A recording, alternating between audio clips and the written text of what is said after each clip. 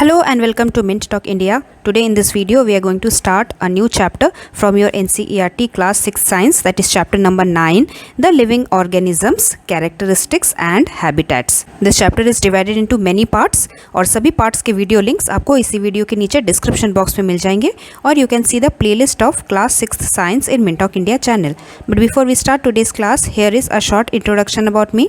तो आज हम पढ़ने वाले हैं लिविंग ऑर्गेनिजम्स के बारे में। लिविंग का मतलब तो पता ही है, दोज हु लिव, जिनमें जान होती है। एंड ऑर्गेनिजम्स का मतलब सिंपल भाषा में प्राणी होता है, जिंदा प्राणी। Those are the living creatures and individual form of life that need food, that grow, that reproduces and they have life. तो हमारे आसपास बहुत अलग अलग टाइप के ऑर्गेनिजम्स ही होते हैं, जैसे हम इंसान, human, then we have fish, animals, insects, birds and even the small micro organisms also, जिन्हें हम अपनी आंखों से भी नहीं देख सकते, लेकिन वो भी जिंदा होते हैं। They also need food, growth होती है उनकी, वो धीरे धीरे बढ़ने लगते हैं स्पॉइल्ड फूड के ऊपर। तो इन सब चीज़ों को हम ऑर्गेनिजम्स बोलते हैं because they all are living form. और इन्हीं डिफरेंट टाइप के ऑर्गेनिजम्स के कैरेक्टरिस्टिक्स क्या क्या हैं, मतलब कौन कौन से ऐसे प्रॉपर्टीज़ हैं जिनकी वजह से हम उन्हें लिविंग बोलते हैं, और उनका घर कहाँ पे है, वो किस टाइप के जगह पे रहना पसंद करते हैं, वो होता है उनका हैबिटेट। हैबिटेट का सिंपल भाषा में अर्थ है the place where an organism live, that is their habitat. तो इस चैप्टर में हम बहुत ही खूबसूरत स्टोरी के मदद से, जिसमें पहेली और बूझो अलग अलग जगह पे घूमने गए हैं और उन्हें अलग अलग जगह पे किस तरह के सराउंडिंग्स मिलती है, किस तरह के एनिमल्स उन्हें देखने को मिलते हैं, उसके मदद से हम पढ़ेंगे और इस चैप्टर को समझेंगे। Paheli and Boojho went on vacations to many places of interest. First of all they went to river Ganga in Rishikesh. River Ganga India की सबसे लंबी नदी है गंगा। तो जहाँ पे भी पानी होता है आप देखेंगे वो हमेशा ग्रीन ग्रीन से भरा हुआ होगा। It have lots of greenery around, क्योंकि पानी की वजह से बहुत सारे ट्रीज उगते हैं। ट्रीज उगेंगे तो बहुत सारे डिफरेंट वैरायटी के फ्रूट्स होंगे, वाटर होगा, वहाँ पे रहने के लिए एनिमल्स को केव मिलेगा और बर्ड्स को इतने सारे ट्रीज बनेंगे, खाने के लिए डिफरेंट टाइप ऑफ फ्रूट्स मिलेंगे। और इसी वजह से इस टाइप के जगह पे बहुत सारे अलग अलग टाइप के एनिमल्स मिल जाते हैं, अलग अलग टाइप के फिश भी मिल जाते हैं पानी की वजह से, और बहुत अलग अलग टाइप के बर्ड्स भी मिल जाते हैं। उसके बाद ये दोनों माउंटेन्स पे पहुँचे, हिमालय की पहाड़ियों पे। वहाँ पे बहुत ही ठंडा था। कोल्ड क्यों था? क्योंकि ये जगह हमेशा स्नो से घिरी हुई होती है, बर्फ़ से घिरी हुई होती है। तो चारों तरफ स्नो ही स्नो होगा तो पेड़ कम होंगे, यहाँ पे ठंडी बहुत ज़्यादा होगी, पेड़ बहुत कम होंगे। पेड़ को उगने के लिए प्रॉपर सॉइल नहीं मिलेगा, प्रॉपर सराउंडिंग भी नहीं मिलेगा। पेड़ नहीं होंगे तो वहाँ पे एनिमल्स, बर्ड्स भी कम होंगे। पेड़ भी होते हैं माउंटेन्स में, like the oaks, pines and deodar, जबकि हमारे यहाँ पे मैंगो ट्री, गुआवा ट्री, कितने वैरायटीज़ हैं।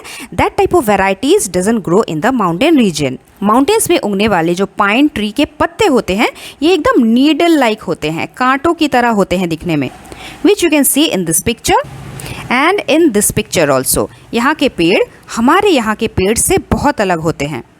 माउंटेन्स पे रहने वाले जो गोट भी होते हैं, they are also very different than the goats what we have around us. इनके बॉडी पे बहुत ही मोटे मोटे फर होते हैं। And same for the yak also, which is also found near the mountain region. After that, पहेली एंड बूझो went to Rajasthan. यहाँ पे भी बहुत ही हॉट डेजर्ट होता है, इसका वेदर भी बहुत अलग है और यहाँ पे सिर्फ कैमल्स ही चलते हैं। कैमल के अलावा और कोई एनिमल ऐसे हॉट हॉट सैंड पे नहीं चल पाता। Desert is a very hot and dry place. It has very little rainfall and very less water is there. और बहुत ही कम पानी होगा तो यहाँ पे एनिमल्स भी बहुत ज़्यादा नहीं रह पाएंगे। There is no variety of animals, और प्लांट्स भी डिफरेंट टाइप के ज़्यादा नहीं उगते। सिर्फ दूर दूर तक cactus plant and some special variety of desert plants are only growing here. And finally वो ओडिशा स्टेट में प्रेजेंट पुरी में विजिट करने गए। यहाँ पे सी बीचेस हैं, मतलब समुंदर के पास। It was dotted with casuarina trees. Casuarina trees मतलब लाइन लगा के कोकोनट के ट्रीज भरे हुए थे इस सी बीच पे। सी बीच को हम कोस्टल एरिया भी बोलते हैं। यहाँ पे भी बहुत सारे ट्रीज होते हैं क्योंकि यहाँ पे पानी ही पानी है, और इस सॉल्टी वाटर में भी हमें बहुत सारे सी फिश खाने को मिल जाते हैं। ये प्लेस बहुत ही ह्यूमिड होता है, मतलब पसीना आसानी से सूखता नहीं है, चिपचिप होता है। डिफरेंट वैरायटी ऑफ क्रैब्स मिलते हैं यहाँ पे, different variety of sea fish मिलता है। और छोटे छोटे फिश को खाने के लिए बहुत बड़े बड़े फिश भी मिलते हैं। So all these places are very different from one another. Mountain region बहुत ही कोल्ड था, डेजर्ट रीजन बहुत ही हॉट एंड ड्राई था, जबकि पुरी का सी बीच वाला एरिया बहुत ही ह्यूमिड था। भले ही कितनी भी ज़्यादा गर्मी हो या फिर कितनी भी ज़्यादा ठंडी हो, हर जगह पे even every place on earth has some और the other creature in it. Boojho सोच रहा था क्या कोई ऐसी जगह है जहाँ पे कोई भी लिविंग क्रीचर उसे नहीं मिलेगा, तो उसने अपने कबर्ड के अंदर देखा। But inside the cupboard also he found one tiny spider. Tiny spider हमारे घर के कोने में छुपे रहते हैं, क्योंकि स्पाइडर के लिए that is the best place to live, जहाँ पे उसे कोई भी डिस्टर्ब नहीं करता, कोई भी आके नहीं खाता, लेकिन उसे खाने के लिए बहुत अलग अलग टाइप के मक्खी और मच्छर मिल जाते हैं। घर के अंदर सिर्फ स्पाइडर ही नहीं, मक्खी, मच्छर, ant, lizard, cockroach, different type of insects भी रहते हैं जो छुपे हुए रहते हैं। And even outside home also there he did not find any of the place जहाँ पे उसे कोई लिविंग क्रिएचर नहीं मिला हो। फॉरेस्ट के अंदर, स्नो वाले प्लेसेस के अंदर, पानी के अंदर और ज़मीन के ऊपर भी सॉइल के अंदर we will always find some of the other organism living in it.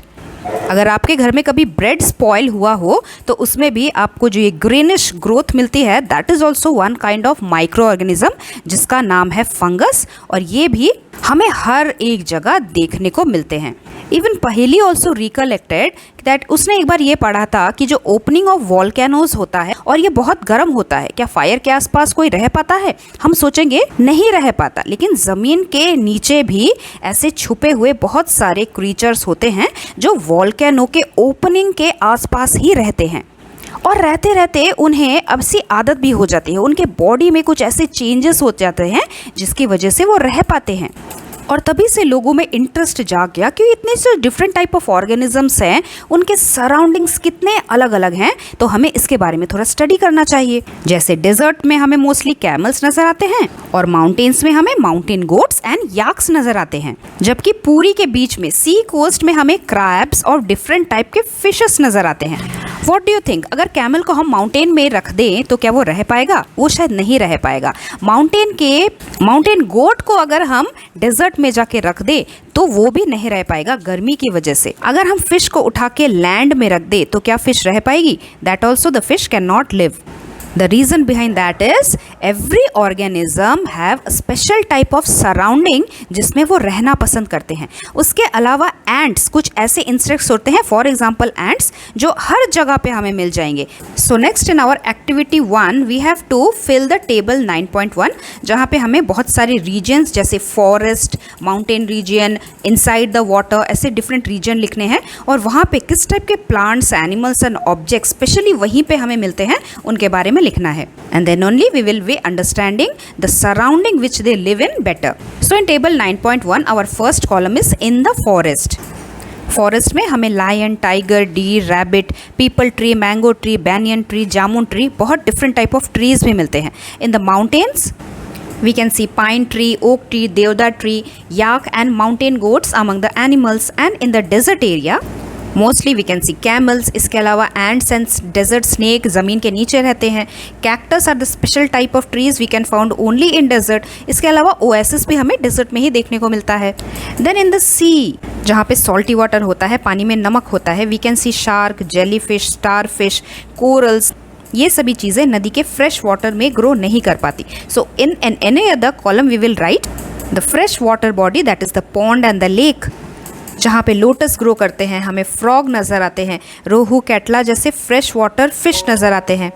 So all these places have different type of surroundings and that is why the animals, plants grow here are different from each other. So what can we observe here? Forest में हमें सबसे ज़्यादा variety of animals and plants मिलेंगे। उसके अलावा mountains and desert में थोड़े कम variety होते हैं।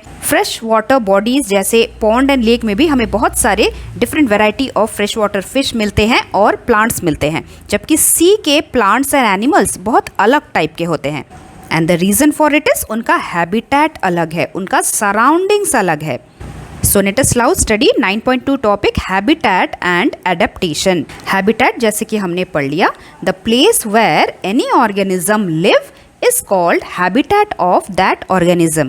Fish वाटर में रहती है, तो फिश का हैबिटेट वाटर है। लायन जो है वो फॉरेस्ट में रहता है, that is the land, so Lions habitat is the land. Habitat में ग्रास लैंड भी होता है, दूर दूर तक हमें ग्रास नज़र आता है। लैंड के लिस्ट में डेजर्ट भी एक हैबिटेट है, जहाँ पे दूर दूर तक सैंड नज़र आता है। कोस्टल रीजियन जो समुंदर के पास होता है। माउंटेन रीजियन जहाँ पे बहुत ऊंचे ऊंचे पहाड़ होते हैं। All these are the land habitats. Land की तरह वाटर भी दो टाइप्स के होते हैं, एक तो समुंदर का पानी सी वाटर जो सॉल्टी होता है, और एक है फ्रेश वाटर पॉन्ड और लेक का पानी। So there are two types of habitat in the water category also, और इसीलिए सलाइन वाटर में रहने वाले एनिमल्स और प्लांट्स बहुत डिफरेंट होते हैं फ्रेश वाटर में रहने वाले एनिमल्स और प्लांट्स से। अगर हम फिश को डिजर्ट में रहने भेज देंगे तो क्या वो रह पाएगी? वो नहीं रह पाएगी, because the water is the habitat of the fish. The fish can breathe inside the water. It can use the air dissolved in the water. और ये वो कैसे करती है? उसके लिए फिश के पास एक स्पेशल टाइप का ऑर्गन मौजूद होता है जिसका नाम है गिल्स। फिश के मुंह के अंदर से पानी आता है, इस गिल्स की वजह से वो पानी में मौजूद ऑक्सीजन को अब्सॉर्ब कर लेती है और फिर एक्स्ट्रा वाटर को बाहर निकाल देती है। And that is the reason the fish lives only in water. अगर ये जमीन पे लैंड पे आके रहने लगेगी तो लैंड में वो ऑक्सीजन को एब्सॉर्ब नहीं कर पाएगी, ठीक वैसे जैसे वो पानी के अंदर रह के करती है। फिश सिर्फ पानी में ही क्यों रह पाती है? The first point is they have streamlined shape. Streamlined shape मतलब जिसका फ्रंट पोर्शन और बैक पोर्शन थोड़ा पॉइंटेड होता है, जिससे कि वो आसानी से पानी को कट करके स्विम होके आगे बढ़ पाए। Second point is the fish have slippery scales on their body. Fish के बॉडी पे इस टाइप के जो स्केल्स हमें नजर आते हैं ये बहुत ही स्लिपरी होते हैं, तो इस कारण हम इसे आसानी से हाथों से पकड़ नहीं पाते, ये स्लिप करके पानी में निकल जाती है और अपने आप को सेव कर लेती है। And the third point is they have flat fins and tail which help them to change direction inside the water and keep their body balance, और इसी वजह से वो आसानी से पानी में तैर पाते हैं। And the fourth point is fish के गिल्स होते हैं जो हमने अभी भी डिस्कस किया। उसी तरीके से डेजर्ट एरिया होता है, it is very hot in the day time and very cold at the night time. We can not see more animals here. सिर्फ कैमल ही इस टाइप के गरम गरम रेत पे चल सकता है। How do you think the camel is able to live in the desert area so easily? Camel का जो बॉडी स्ट्रक्चर होता है, the body structure of camel helps it to survive in the desert condition. Camel के eyebrows जो होते हैं बहुत ही बुशी होते हैं, जिससे कि अगर रेत उड़ के उसकी आंखों में आने लगे तो उससे वो अपनी आंखों को बचा सके। They have very large and padded feet, जिससे कि गरम गरम रेत उनके पैरों को ना जलाए और वो आसानी से चल पाते हैं। They have tough and leathery skin, जिससे कि उनको पसीना बहुत ही कम होता है, उनके बॉडी से ज्यादा पानी वाटर लॉस नहीं होता। They have a hump on their body, it stores fat for them. तो इसकी वजह से अगर वो बहुत दिनों तक खाना नहीं खाएंगे या फिर उन्हें पानी नहीं पीलेगा, then also they can live for many days. और इतना ही नहीं, they excrete very small amount of urine. Excrete मतलब अपने बॉडी से बाहर निकालना। So to avoid the loss of water, उनके बॉडी से पानी ज्यादा कम ना हो जाए, इसीलिए वो बहुत ही कम अमाउंट में यूरिन पास करते हैं। उनका dung that is also very dry, जिससे कि बॉडी में से ज्यादा वाटर लॉस नहीं हो पाए। And they also do not sweat. And since the camel lose very little water from their bodies, they can live for many days without water and also without food, because they have fat stored in their hump as a food. And that is the reason only camel is able to stay easily in the desert area. तो हमने ये देखा कि जो features हैं fish के और features हैं कैमल के, these features help the fish to live inside the water and these features of camel help to survive in the desert. हमने सिर्फ दो ही एग्जाम्पल्स लिए, लेकिन ऐसे ही wide variety of animals and plants है हमारे अर्थ में, हमारे इंडिया में, हमारे घर के आसपास के सराउंडिंग में, जो वो अलग अलग फीचर्स की वजह से ही अपने सराउंडिंग में सरवाइव कर पाते हैं। और यही स्पेसिफिक फीचर्स और सर्टेन हैबिट्स जो इन्हीं ऑर्गेनिजम्स को उनके स्पेसिफिक सराउंडिंग्स में रहने के लायक बना पाते हैं, इसी को हम एडेप्टेशन बोलते हैं, which enables an organism to live in their natural place. और we can also define adaptation as the change in the body features and habits of any organism which enables the plant or an animal to live in a particular habitat is called the adaptation. जैसे camel के body के ऊपर का जो hump है वो उसका adaptation है, जिससे कि वो हॉट वेदर में भी बहुत दिनों तक बिना खाए पिए रह सकता है। और फिश के जो गिल्स हैं वो गिल्स उनके एडेप्टेशन है, जिसकी वजह से वो पानी के अंदर ऑक्सीजन को एब्जॉर्ब कर पाते हैं। सभी ऑर्गेनिज्म के एडेप्टेशंस डिपेंड करते हैं वो किस टाइप के प्लेस पे रहते हैं। उसके बाद हमारे टेक्स्ट बुक में 2 और नए टर्म्स हैं, abiotic factor and biotic factor. किसी भी हैबिटेट के जितने भी लिविंग थिंग्स हैं, जैसे animal, plants, birds, insects etcetera, they all are the biotic components of the habitat. और जितने भी नॉन लिविंग थिंग्स है किसी भी हैबिटेट के, all the non living things of a habitat are called the abiotic components, जैसे air, water, heat, wind, soil etcetera. सभी biotic components हमेशा डिपेंड करते हैं एबायोटिक कंपोनेंट्स के ऊपर अपने लाइफ के लिए। For example, the plants always depend on the air for the carbon dioxide, the water and the soil for the process of photosynthesis. Even animals also depend on the air for its oxygen. और इसी dependence को समझने के लिए we have activity 2। We have already studied about germination of seeds. So we have to take some dry moong seeds and we have to keep 20 to 30 seeds aside and soak the rest in 4 different bowls. 1 part को हमें सिर्फ dry रखना है कटोरी में, second part में हमें पानी में पूरा डुबो के रखना है सीड में, थर्ड कटोरी में कुछ इस तरीके से सीड को सोक करके रखना है जिससे कि उसे लाइट भी मिले और एयर भी मिले। फोर्थ कटोरी में हम सीड्स को सोक करके रखेंगे, लेकिन हम कबर्ड के अंदर एकदम अंधेरे में रखेंगे। और फिफ्थ वाले कटोरी में हम सीड्स को सोक करके रखेंगे, लेकिन फ्रिज में रख देंगे। So in the first bowl we are giving the air, we are giving sunlight and warmth, क्योंकि ये बाहर पड़ा हुआ है, लेकिन वाटर हम नहीं दे रहे हैं। सेकेंड वाले कटोरी में पानी तो मिल रहा है, लेकिन एयर उसे नहीं मिल रहा है, सनलाइट मिल रहा है, वार्मथ मिल रहा है। थर्ड वाले कटोरी में वाटर भी मिल रहा है, एयर भी मिल रहा है, सनलाइट भी मिल रहा है, वार्मथ भी मिल रहा है।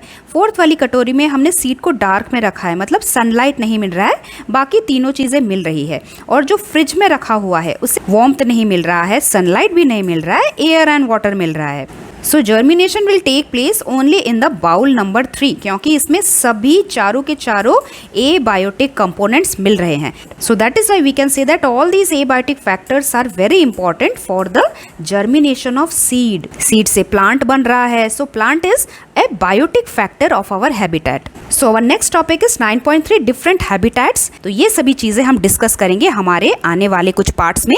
सो stay tuned, we will meet very soon. Thank you very much, bye bye.